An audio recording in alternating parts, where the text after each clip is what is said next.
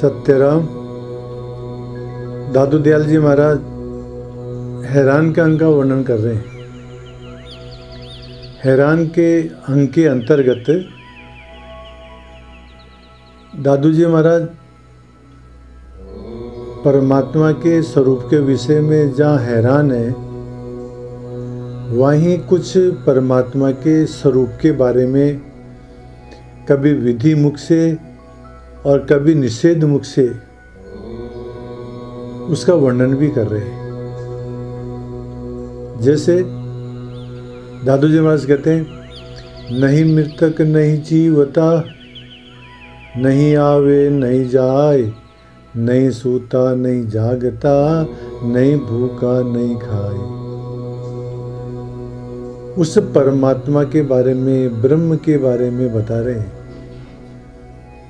कि वो परमात्मा कैसा है। वो स्थूल शरीर नहीं है महाराज। परमात्मा जैसे हमारा शरीर है वैसे परमात्मा का शरीर नहीं है, वो स्थूल शरीर नहीं है। वो स्थूल नहीं है, इसीलिए वो न तो मरता है और न जीता है। देखो स्थूल शरीर होता है ना, तभी आदमी का जो है मतलब जीना और मरना होता है। जैसे हम सब स्थूल शरीर के अंदर हैं तो हमारा जीना भी है और हमारा मरना भी है, परंतु वो परमात्मा स्थूल शरीर नहीं है, इसलिए उसका जीना मरना नहीं होता है। और बता रहे हैं, नहीं आवे नहीं जाए। वो न तो मरता है, न तो जन्म लेता है और न मरता है। नहीं, वो आता है और न जाता है। देखो महाराज, ये सूक्ष्म शरीर है, यही तो जो है आता है और यही जाता है। तो परमात्मा सूक्ष्म शरीर भी नहीं है महाराज। न परमात्मा स्थूल शरीर है, न परमात्मा सूक्ष्म शरीर है। और कहते हैं दादू जी महाराज, नहीं सूता नहीं खाए।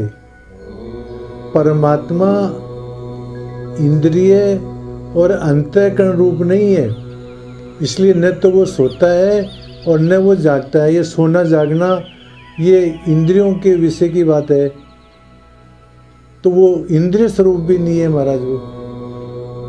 और नहीं भूखा नहीं खाए, और वह प्राण रूप भी नहीं है, इसलिए न तो वो भूखा है और न वो खाता है। कहने का तात्पर्य यह है कि परमात्मा न स्थूल शरीर है, न सूक्ष्म शरीर है, न कारण शरीर है, न अंतःकरण और इंद्रिय से युक्त है और न प्राण से युक्त है। वो इन सब से विलक्षण है महाराज। जो गीता में कृष्ण भगवान कहते हैं आत्मा के बारे में, न जायते मृते वा कदाचिन, नायम भूत्वा भविता वा न भूय, अजो नित्य शाश्वतो यम पुराणो, न हन्यते हन्यमाने शरीरे। न जायते, वो पैदा नहीं होता है, न मृते व न मरता है। न जायते मृते वा कदाचिन, नायम भूत्वा भविता वा न भूय, न वो पैदा होकर के आगे होता है, ऐसा भी नहीं है। नायम भूत्वा, वो होकर के भविता आगे होता हो, ऐसी बात में नहीं है। नायम भूत्वा भविता वा न भूय, अजो, वो जन्म से रहित है, नित्य है, शाश्वत है, पुराण है। इस प्रकार का है महाराज वो परमात्मा।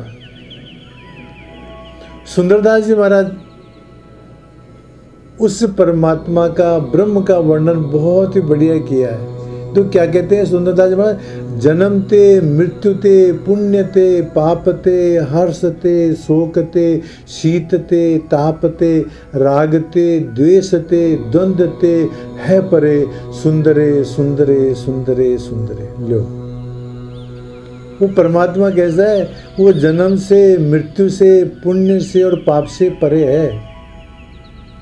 उसमें न हर्ष है, न शोक है, न शीत है, न ताप है, न राग है, न द्वेष है, न द्वंद्व है। द्वंद्व का मतलब सुख दुख, मान अपमान, लाभ हानि, इससे सबसे परे है वो।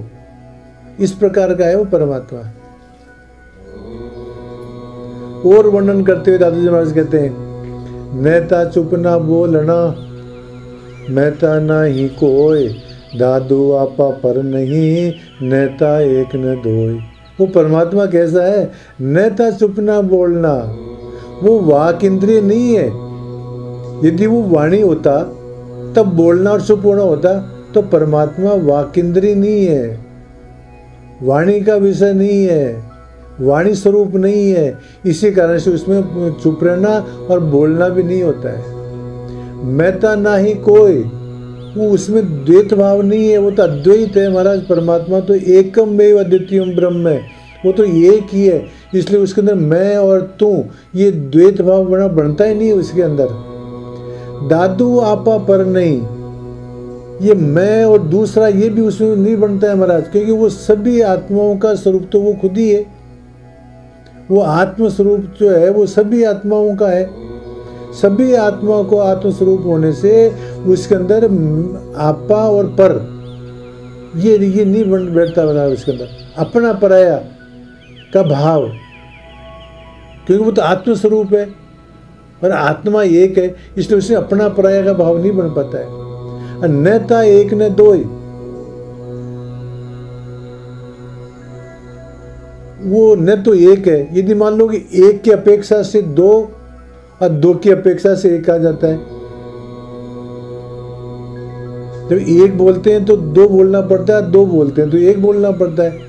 उससे भिन्न कुछ भी नहीं है, इसलिए एक या दो कहना बेकार है।